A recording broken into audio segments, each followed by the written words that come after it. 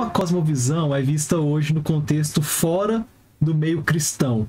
E quem mais fala sobre esse assunto que não sejam nós cristãos, assim, né? Se isso é falado em outros meios que não dentro do meio cristão, assim. Essa pergunta aí é interessante, hein? Então, eu tendo a crer, o Fred pode me ajudar nessa aí, Fred. Que eu acho que o pessoal mais com tendências mais pós-modernas, eu acho que eles têm mais receptividade e aceitação do conceito, sabe? Porque pelo menos é um pessoal que no discurso usa, né? Fala assim, olha, são visões de mundo distintas, são cosmovisões. Porque o moderno, o clássico, né? O que ele vai dizer? Ele vai ter uma tendência de dizer que não. Né? Por exemplo, John Rawls, né? Não, existe uma racionalidade pública que é neutra, ela não se relaciona com crenças,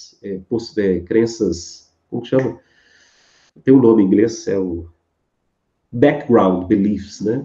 Ou seja, crenças de fundo que seria possível na esfera pública você deixar essas crenças no fundo. Então, gente, eu creio que assim, movimentos mais com tendências pós-modernas, como movimentos feministas, né, movimentos até de articulação LGBT. Esses dias eu tive uma experiência interessante. Eu estava assistindo a entrevista do Krenak no Roda Viva, que é um indígena, né, que tem livros muito interessantes. Gente, e a todo momento ele utilizava a cosmovisão. Eu falei assim, gente, ele está falando mais de cosmovisão do que os crentes. E ele dizia justamente isso que o Fred falou, né, que a cosmovisão liberal capitalista ocidental, ela coloca ameaças ao meio ambiente, a cosmovisão indígena é distinta.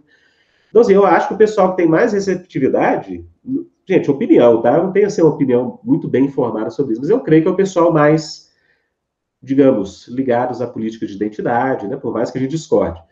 Pessoal com discursos mais de afirmação de discursos minoritários, o pessoal mais pós-moderno nesse sentido. Não sei o que o Fred acha. Não, eu concordo.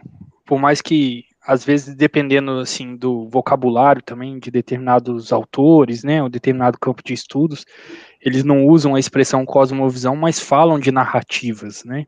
Então, por exemplo, Sim. leem as diferentes teorias sociológicas clássicas como diferentes narrativas sobre a modernidade, né?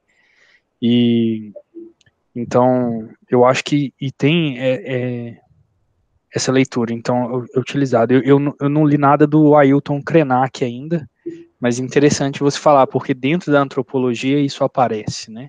Aham.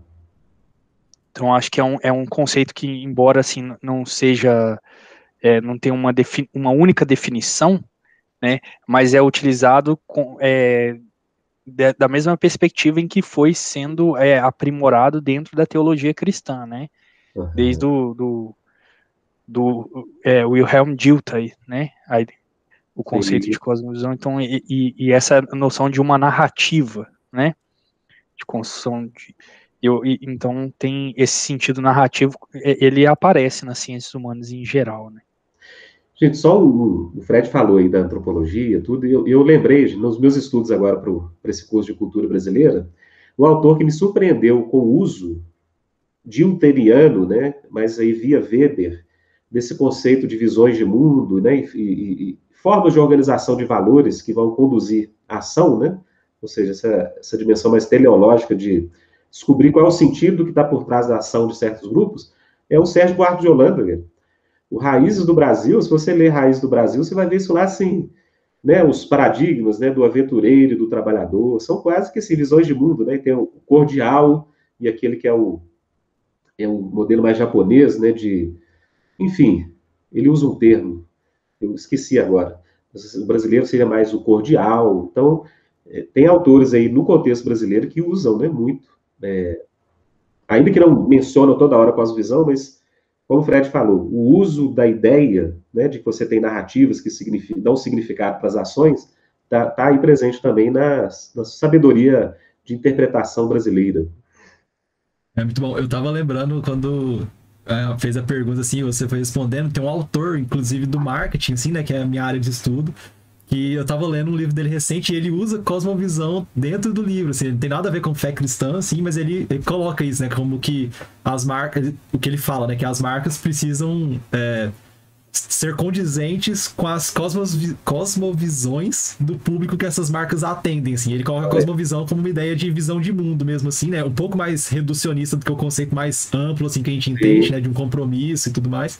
Mas ele usa o termo lá também, eu achei muito interessante, assim, quando eu vi, porque foi um uso... Primeira vez, eu acho que eu vi esse uso fora do meio cristão, assim, né? E a Raquel, uma estudante nossa, ela lembrou aqui que tem um livro, eu não sei se a pronúncia é essa, mas do David Noggle, que é Cosmovisão, a história de um conceito, onde ele vai traçar toda essa história e as definições de cosmovisão que foram acontecendo ao longo do tempo, né? Um livro aí, para quem quiser aprofundar no assunto, avançar um pouco mais, é uma boa indicação, né? Não sei se você tem outras para fazer também, mas acho que seria uma boa essa. Não, acho que as mais populares aí, o Lugo, eu acho que é bom. Tem um também, gente, que vai para uma outra via, mas que é do... esqueci o nome do autor, chama Ideias Importam, que até influenciou o Schaeffer. O cara também usa esse conceito. E esse economista aí, o economista liberal, tem muitos livros pela editora ele tem um livro que chama Visões em Conflito.